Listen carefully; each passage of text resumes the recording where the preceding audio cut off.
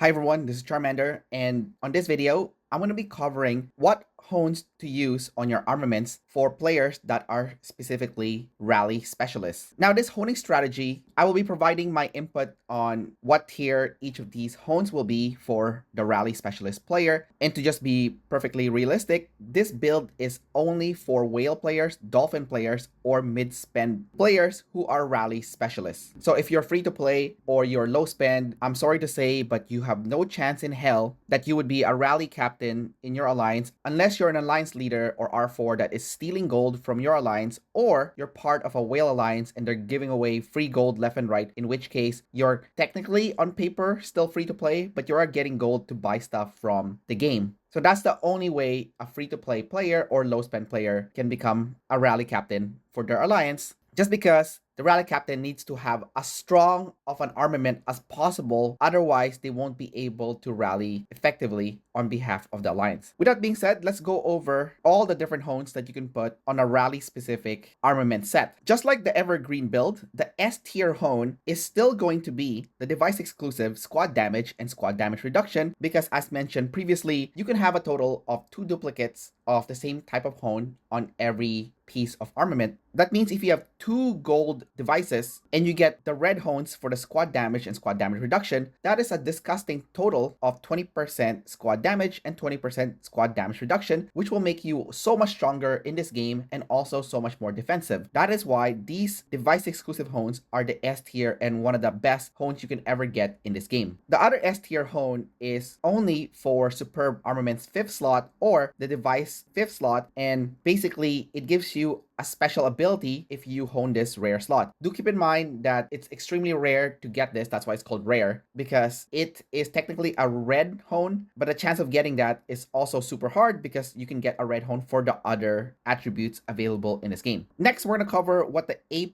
tier hones are and also the A tier hone, and that would be the troop specific squad lethality and squad block. So either infantry, rider, or ranged squad lethality and squad block, as well as the general squad lethality and squad block. So if we look at the description real quick, the higher the lethality, the higher the damage dealt. When your lethality is greater than the enemy's block, additional damage will be dealt. The higher the block, the lower the damage received. When your block is greater than the enemy's lethality, your squad receives less damage. So this attribute is super important because there is no diminishing returns, unlike if you get squad attack or squad defense. This is why this is the A tier hone, because it's going to allow your rally to deal more damage and also to be more tanky during that rally. Now, we're going to go next to the B tier hones, and this one is going to be different from the Evergreen build, because for anybody that is building a rally specific armament set, the B tier hones is actually the rally basic attack damage, the rally attack, rally skill damage, and rally counter damage. And if you are Stella specifically, then the rally counter damage is actually going to be B+,